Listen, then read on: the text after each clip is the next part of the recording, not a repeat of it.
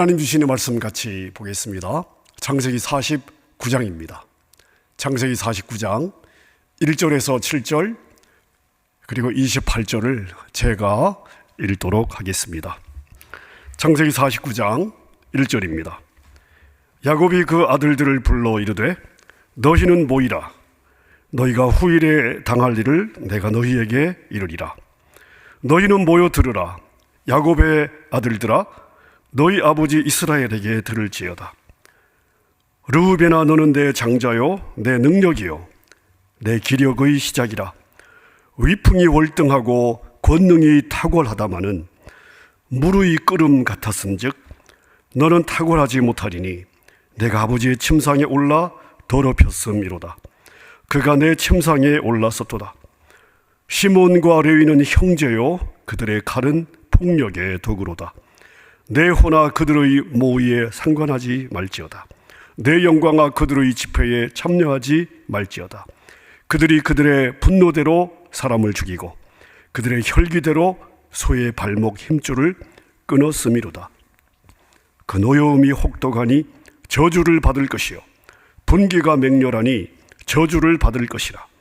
내가 그들을 야곱 중에서 나누며 이스라엘 중에서 흩으리로다. 이들은 이스라엘의 12지파라. 이와 같이 그들의 아버지가 그들에게 말하고 그들에게 축복하였으니 곧 그들 각 사람의 분량대로 축복하였더라. 아멘. 오늘 본문은 야곱이 죽기 전에 자기 12아들의 미래의 삶에 대해서 예언을 하고 있는 부분입니다. 자, 그런데 이 예언의 내용이 끝나는 28절을 보면 28절이 이렇게 되어 있습니다. 이들은 이스라엘 12지파라. 그들의 아버지가 그들에게 축복하였으니. 자, 분명히 축복의 말씀이다. 이렇게 결론을 내리고 있습니다. 자, 그런데 축복은 축복인데 그들 각 사람의 분량대로 축복하고 있습니다. 자, 이 말은 야곱의 12아들이 하나님의 축복을 받은 자들이긴 하지만 모두에게 동일한 축복이 내려지는 것이 아니라 각 사람이 맡은 역할에 따라 달라졌다 하는 것을 우리가 볼 수가 있겠습니다. 자, 12아들의 축복을 우리가 자세하게 다 살펴보려면 시간이 많이 갈 것 같고, 오늘은 첫째와 둘째, 셋째, 첫째 르우벤, 둘째 시므온, 셋째 레위에 대한 축복을 저희가 집중적으로 살펴보도록 하겠습니다. 자, 그런데 오늘 본문을 읽을 때 다소 불편한 마음이 있습니다. 왜냐하면 12아들에 대한 예언의 내용이 끝난 후에 분명히 성경은 이것이 축복이라고 이야기를 하고 있습니다만은 르우벤과 시므온과 레위의 이 예언의 내용을 우리가 읽게 되면은 어떻게 이것이 축복이 될 수 있는가? 축복이라는 이런 그 결론에 동의가 잘 되지 않습니다. 내용만을 놓고 보면 오히려 저주에 가깝다는 느낌을 받습니다. 한번 볼까요? 자, 르우벤에 대한 야곱의 축복을 한번 보십시다. 창세기 49장 오늘 본문 3절과 4절입니다. 제가 읽도록 하겠습니다. 르우벤아, 너는 내 장자요 내 능력이요 내 기력의 시작이라. 위풍이 월등하고 권능이 탁월하다마는 물의 끓음 같았은즉 너는 탁월하지 못하리니 내가 아버지의 침상에 올라 더럽혔음이로다. 그가 내 침상에 올랐었도다. 자, 르우벤은 장자입니다. 야곱의 첫 번째 아들이에요. 똑똑하고 능력이 있는 사람이었습니다. 자, 그런데 라헬의 여종으로서 결국 아버지의 첩이 되는 빌하를 강간하죠. 다시 말하면 자기 배다른 형제 단과 납달리의 어머니를 강간한 것입니다. 자, 그래서 야곱은 바로 이 부분을 지적하면서 르우벤아, 너는 결코 으뜸이 될 수 없다 라고 이야기를 하고 있습니다. 자, 그런데 아무리 봐도 저주 같은 이 내용을 예언하면서 성경은 이것이 축복이다라고 이야기를 하고 있는데, 자, 그러면 성경이 맞다고 봐야 되지 않겠습니까? 그럼 우리는 이것을 어떻게 해석해야 될까요? 자, 이어서 둘째 시므온과 셋째 레위에게 내려진 축복을 한번 보시면 5절과 7절입니다. 제가 읽겠습니다. 시몬과 레위는 형제요, 그들의 칼은 폭력의 도구로다. 내 호나 그들의 모의에 상관하지 말지어다. 내 영광아 그들의 집회에 참여하지 말지어다. 그들이 그들의 분노대로 사람을 죽이고 그들의 혈기대로 소의 발목 힘줄을 끊었음이로다. 그 노여움이 혹독하니 저주를 받을 것이요 분기가 맹렬하니 저주를 받을 것이라. 내가 그들을 야곱 중에서 나누며 이스라엘 중에서 흩으리로다. 도대체 시몬과 레위가 무슨 그렇게 큰 잘못을 저질렀길래 야곱은 축복의 내용이라고 이야기를 하면서 저주를 받으리로다, 저주를 받으리로다, 저주를 받으리로다, 저주라는 단어를 여러 번 쓰면서 이렇게 저주를 하고 있을까요? 야곱이 외삼촌을 떠나 가나안으로 돌아오는 중에 가나안에 곧장 가지 않고 세겜에서 머문 적이 있습니다. 이때 야곱의 외동딸이었던 디나가 세겜 추장의 아들 하몰로부터 강간을 당하는 사건이 있죠. 하몰은 디나를 좋아했기 때문에 디나와 결혼을 시켜달라고 졸랐습니다. 그래서 야곱의 아들들이 꾀를 냈는데 세겜과 그 부족의 모든 남자들에게 만약 너희가 우리 여동생하고 결혼하기를 원한다면 할례를 받아라. 우리는 할례 받지 못한 민족과 결혼할 수 없고 할례 받지 않은 남자에게 우리 여동생을 줄 수 없다. 그래서 결혼을 하고 싶은 하몰은 자기 족속의 모든 남자들과 함께 다 할례를 받습니다. 그런데 이 세겜의 남자들이 할례를 받고 힘을 못 쓰는 틈을 타서 시몬과 레위가 칼을 들고 그 성을 습격해서 그 성의 남자들을 모조리 다 죽여버리죠. 바로 그 사건입니다. 야곱은 자기의 아들들에게 물론 아프죠. 하지만 절대 복수하지 마라, 신신당부를 했습니다. 왜냐하면 가나안 다른 족속들이 그 복수를 하게 되면 가족 전체가 다 몰살을 당할 위험에 처해질 수 있기 때문입니다. 그런데 시몬과 레위는 아버지의 말을 듣지 않았습니다. 할례를 빌미로 그들에게 할례를 받게 했고, 그리고 그 성의 모든 남자들을 살육하는 끔찍한 살인을 저질렀습니다. 이것으로 인해서 야곱의 일생일대의 가장 위험한 상황을 맞은 적이 있습니다. 지금 야곱이 이 일을 기억하고 있는 것이죠. 그리고 이 일을 벌인 시몬과 레위를 저주하고 있는 것입니다. 그런데 성경은 이것도 축복이라고 말하고 있습니다. 그렇다면 르우벤과 시몬과 레위의 이 일을 우리는 어떻게 해석해야 되겠습니까? 여러분, 켈빈주의 신학에, 우리 개혁주의 신학에 5대 강령이 있습니다. 그 5대 강령, 가장 중요한 신학의 기초라는 것이죠. 그 5대 강령의 첫 번째 항목이 뭔지 아십니까? 바로 인간의 전적인 타락입니다. 인간은 완전히 타락했다는 것입니다. 소망이 하나도 없다는 거예요.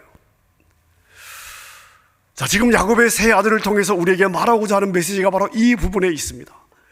이 세 사람은, 르우벤과 시몬과 레위, 이 세 사람은 죄로 인해서 완전히 타락한 인간의 가장 적나라한 실존적인 모습을 우리에게 보여주고 있는 모델이라 할 수 있습니다. 그런데 하나님은 전적으로 타락한 저와 여러분들을 조건 없이 구원해 주셨습니다. 마찬가지로 하나님께서 도저히 용서받기 어려운 르우벤과 시몬과 레위를 어떻게 구원해 주시는가? 이것이 바로 야곱의 12아들에 대한 축복의 메시지를 해석하는 아주 중요한, 가장 중요한 열쇠가 되는 것입니다. 실제로 이스라엘의 역사를 보면 시몬 지파는 나중에 유다 지파에 흡수되기도 하고, 그리고 북쪽 지역으로 흩어지게 되죠. 민수기에서도 보면 시므온은 12지파 가운데 가장 적은 지파로 존재하고 있습니다. 그러니까 이 시므온 지파에 대해서 여러분께서 이 성경을 읽으면서 주목해서 읽어보신 적이 있으십니까? 아마 기억에 전혀 없으실 것입니다. 에브라임 지파 아시죠?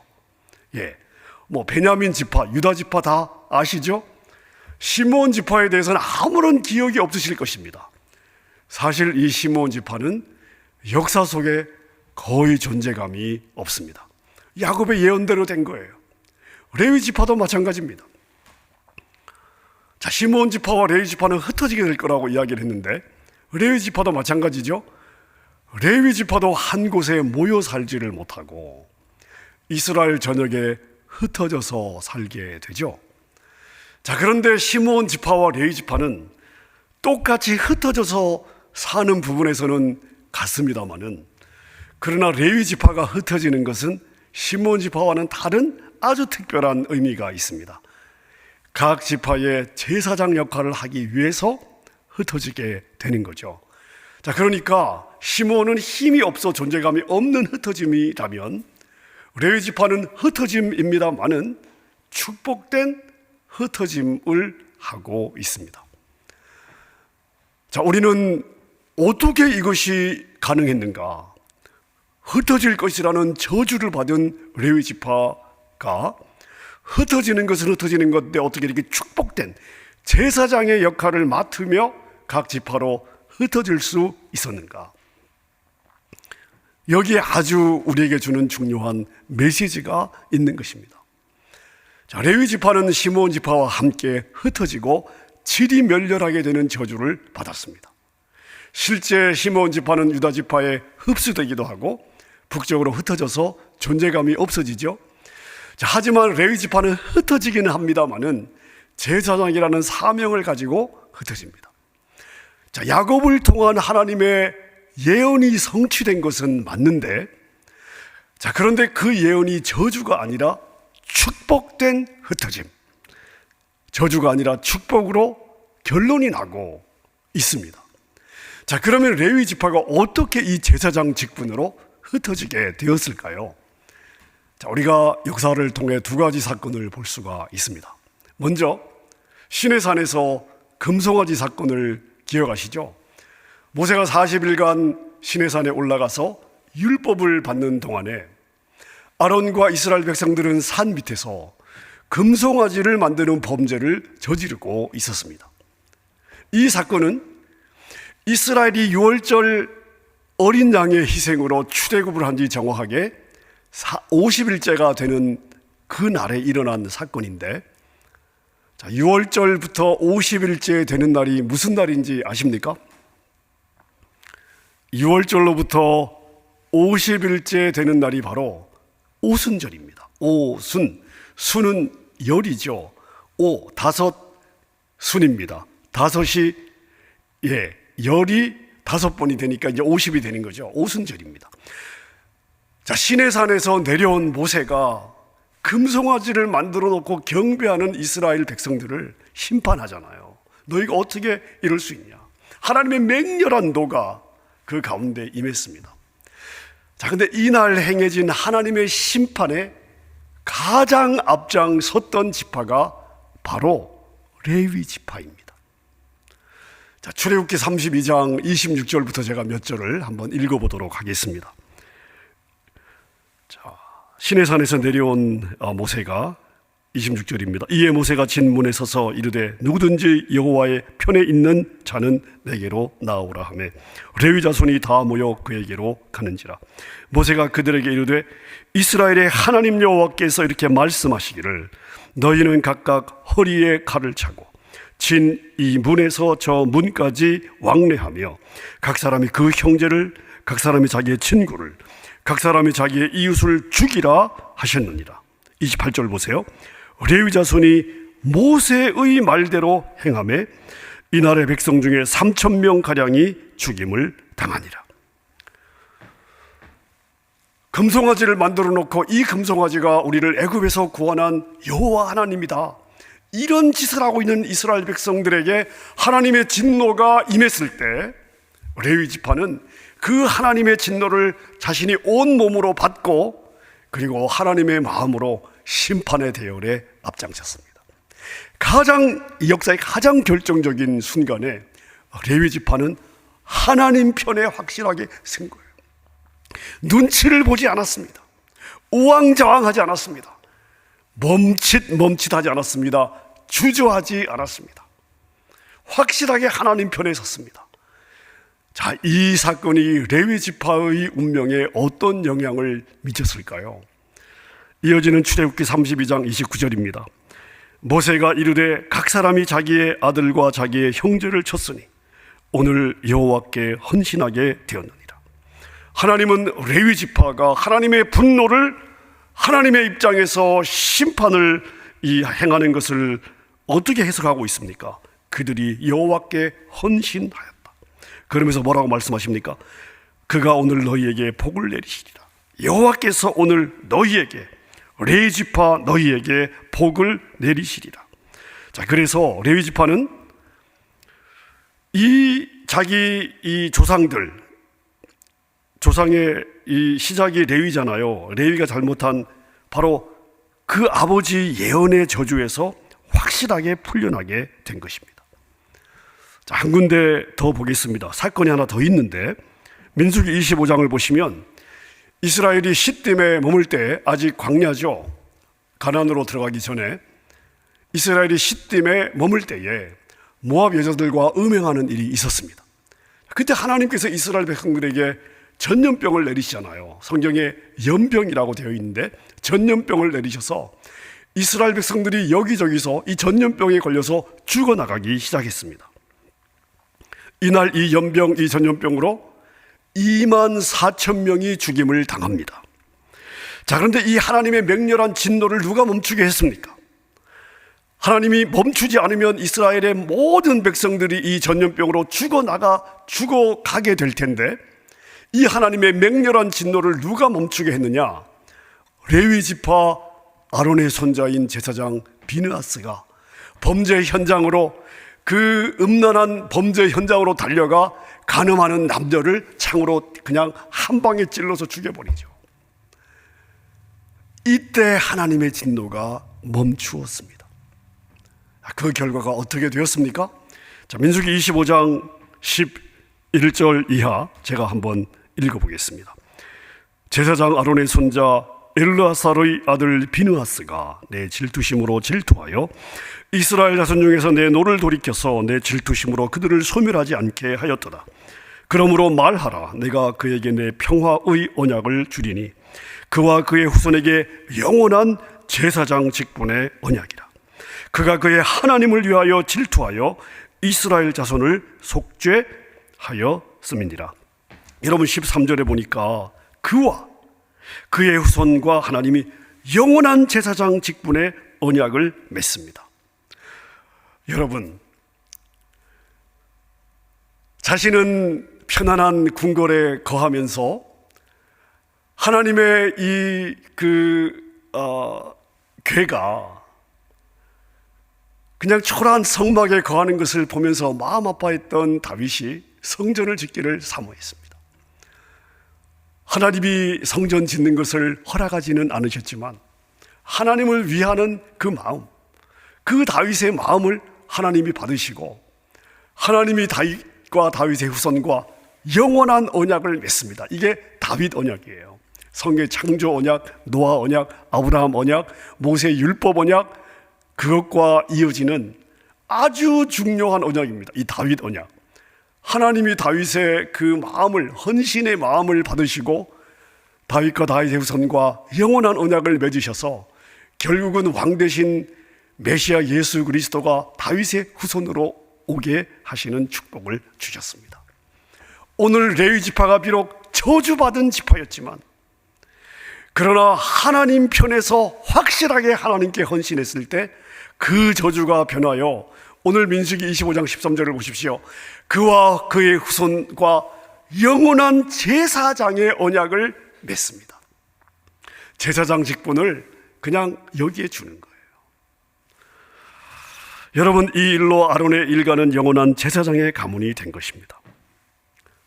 자, 오늘 본문을 포함한 창세기 39장의 이 야곱의 축복을 개략적으로 저희가 지금 르우벤, 시므온, 레위 세 사람만 살펴보았지만 개략적으로 그냥 요약해서 살펴보면 여러분, 이 야곱의 축복이 어떻게 구속사의 과정과 우리 개혁주의 교리 강령을 보여주고 있는지 우리가 이해할 수가 있습니다. 사실 제가 이 시간 관계상 중요한 부분들을 제가 많이 그냥 이렇게 잘라냈는데요. 자, 여러분 보세요. 말씀드린 대로 장자 르우벤과 시므온 그리고 레위는 죄인들이 행한 죄악과 처참한 저주의 현실을 보여주고 있습니다.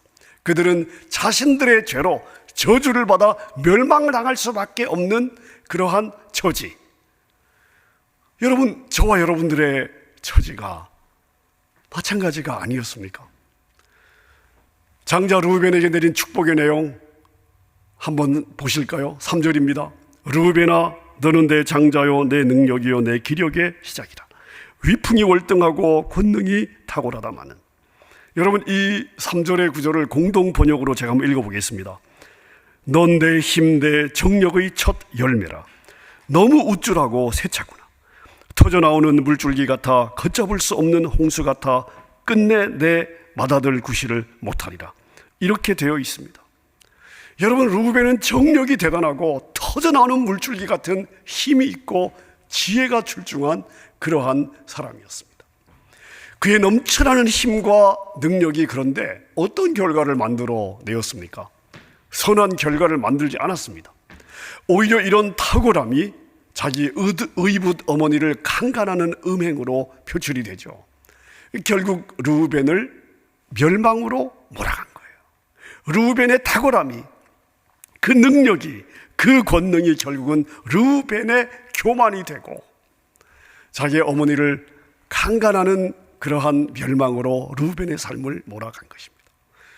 여러분 잘 보세요. 하나님의 나라는 이러한 인간적인 정력으로 자신의 힘과 꾀로 일하는 것이 아닙니다. 만약 자신의 힘과 능력을 의지하게 되면 여러분 이렇게 망하는 거예요. 자신의 힘을 자신을 위해서 휘두르며 사는 것은, 이것은 자신의 엄마를 강간하는 것과 다를 바가 없는 패역한 죄를 만들어내기가 너무 쉬운 것입니다. 물론 이 세상에서는 이런 성품이 영웅다울 수 있습니다. 내 힘과 내 지혜로도 나는 얼마든지 나를 행복하게 만들 수 있고, 나는 나의 힘과 나의 능력과 나의 지혜로 하나님의 일도 할 수 있다. 여러분 듣기에는 너무나 좋아 보입니다. 하지만 하나님 나라에서는 이런 방식이 통하지 않습니다. 자, 여러분은 어떠십니까? 남에게 지기 싫어하고 넘쳐나는 힘으로 살아가는 것이 하늘의 장자다운 모습이다라고 생각하지는 않으십니까? 아니죠. 여러분 아닙니다. 하늘의 장자였던 예수님의 삶을 기억해 보십시오. 예수님은 하나님 앞에서 자신의 모든 것을 다 비우시고 그리고 아버지의 뜻에만 순종하는 삶을 사셨습니다. 르우벤의 이러한 혈기는 가만히 보세요. 야곱이 야복강에서 꺾이기 전에 바로 야곱의 모습입니다. 예수 그리스도를 만나기 전에 우리의 혈기와 똑같은 거예요.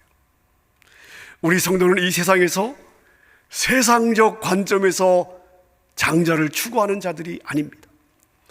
이 세상에서 넘치는 정력과 꾀로 나의 목적을 성취하러 살아내는 자들이 아니에요.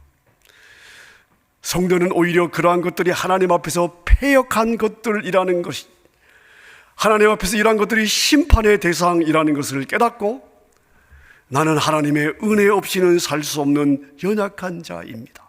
이것을 인정하고 겸손하게 하나님을 의지하는 자, 이게 바로 성도인 것입니다. 시므온과 레위는 어떻습니까? 그들은 자신들의 잔인성을 마음껏 발휘했습니다. 자신들의 혈기대로, 자신들의 감정대로 수많은 사람들을 죽였습니다. 복수를 했습니다. 하나님의 마음을 헤아리는 것이 아니죠. 자기의 기분 내키는 대로 살았습니다. 여러분, 과연 이러한 심성을 예수님의 마음이라고 할 수 있겠습니까? 우리가 과연 이러한 것들을 정의로움이라고 말할 수 있겠습니까? 아닙니다. 자신의 분노를 성질대로 폭발시키는 것은 사내다움이 아니에요. 이건 영웅다운 모습도 아닙니다. 이것은 어두움의 모습이고 타락한 죄인의 특성입니다. 철이 없고 미성숙하다는 것을 폭로해주고 있는 것입니다. 자, 그래서 오늘 본문 6절에 보니까 야곱이 뭐라고 이야기를 하고 있습니까? 내 호나 그들의 모의에 상관하지 말지어다. 내 영광아 그들의 집회에 참여하지 말지어다. 이렇게 이야기를 하고 있습니다. 여러분, 르우벤, 시므온, 레위, 만약 여기서 끝난다면 소망이 없는 거죠. 하나님은 이렇게 죄와 어둠으로 타락한 땅을 자신의 권능과 은혜로 점령해 가십니다. 여러분이 야곱의 축복 사건을 유심히 잘 정독해 보십시오.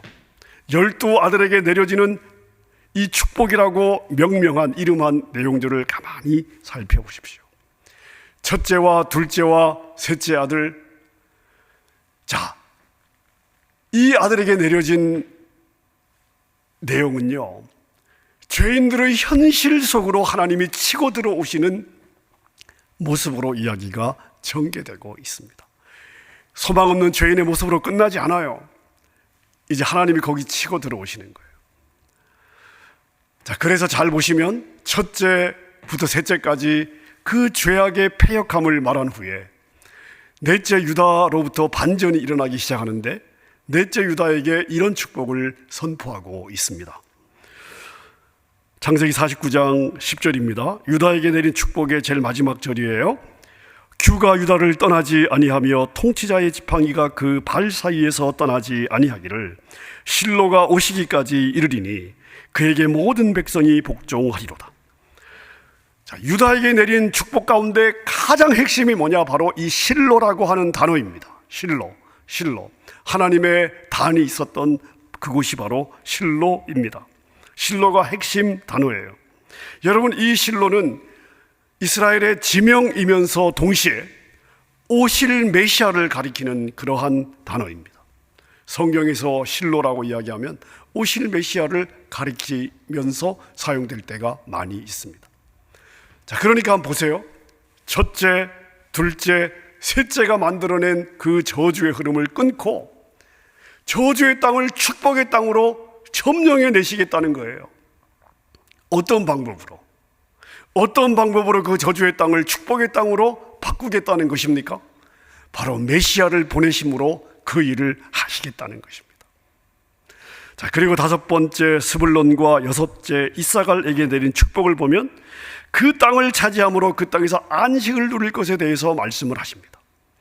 그리고 일곱째 단과 여덟째 갓에게 내려진 축복을 보면 심판과 전쟁이 예언이 되어 있습니다. 그리고 아실에게 내린 축복에는 추수가 예언되어 있고, 그 다음 요셉에게는 전쟁의 승리가, 그리고 마지막 막내 베냐민에게는 전쟁에 승리하여 전리품을 나누는 것으로 축복, 12 아들에 대한 축복이 마무리되고 있습니다. 자, 그렇다면 야곱이 12 아들에게 축복한 내용을 우리는 이렇게 정리해 볼 수가 있습니다. 인간 자신의 죄악으로 인하여 받은 저주와 심판의 땅에 하나님은 메시아를 보낼 것입니다. 그래서 전쟁과 심판을 통해 승리를 거두시고 추수하게 하시고 전리품을 나누어 주실 것입니다. 이렇게 요약할 수가 있습니다. 여러분, 이게 바로 구속사인 것입니다. 현실은 죄악이에요. 소망이 없어 보입니다. 자, 그런데 하나님의 나라가 그 죄악된 현실에 침투해 오십니다. 죄악과 소망이 없어 보이는 땅이 그대로 버려지는 것이 아니에요. 그곳에 하나님의 나라가 쳐들어오는 거예요. 침투해 오는 거예요. 장악해 오는 것입니다. 정복해 오는 것입니다. 죄인들을 그 하나님의 나라에 입성시키기 위해서 죄인들이 감당할 수 없는 풍성한 은혜를 부어주십니다. 그리고 그 은혜를 입은 자들은 그 나라를 소망하며 살아갑니다. 여러분, 그게 바로 저와 여러분들 아닙니까? 그래서 우리는 축복을 받은 자들이 되는 것입니다. 축복을 받는 자로 소망 없는 죄인이었지만 하나님의 나라가 내 삶에 침투해 들어오심으로써 우리는 그 하나님 나라를 소망하며 살아가는 복된 삶으로 바뀌어지게 된 것입니다. 야곱의 아들들에 대한 축복의 내용이 바로 이 구속사의 전체 내용을 담고 있습니다. 여러분, 그래서 결론적으로 르우벤과 시몬과 레위에게 내린 저주는 다 무엇이 되는 것입니까? 다 축복이 되는 것입니다. 왜요? 결국 하나님은 그 저주를 축복이 되도록 그 저주가 축복이 되도록 바꾸어 내시니까요. 따라서 여러분 기억하십시오. 이 땅에서 우리가 어떤 현실을 살아가느냐가 그렇게 중요하지 않습니다.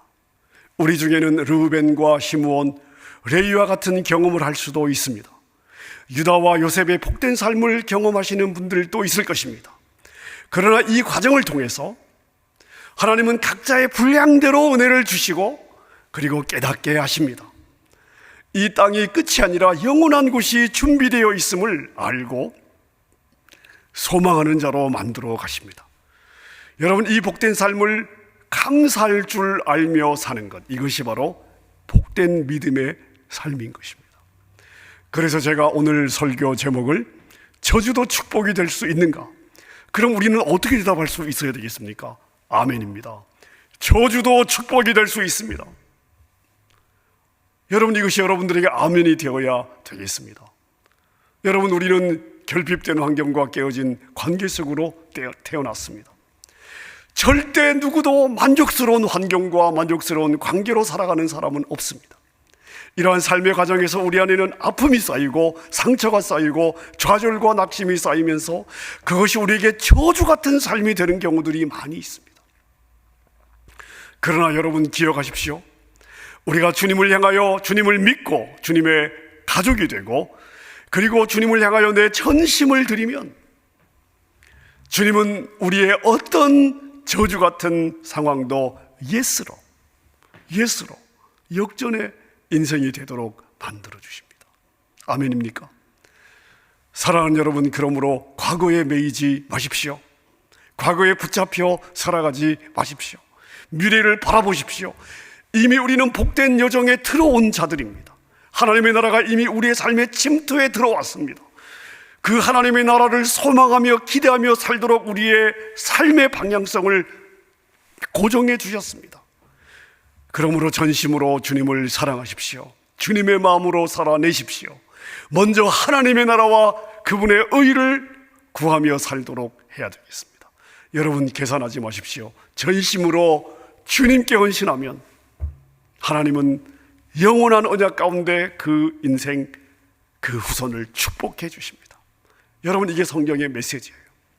그러면 저주 같은 땅의 현실이라 할지라도 작은 천국의 삶으로 역전되는 은혜가 날마다 우리 가운데 경험되게 되는 것입니다.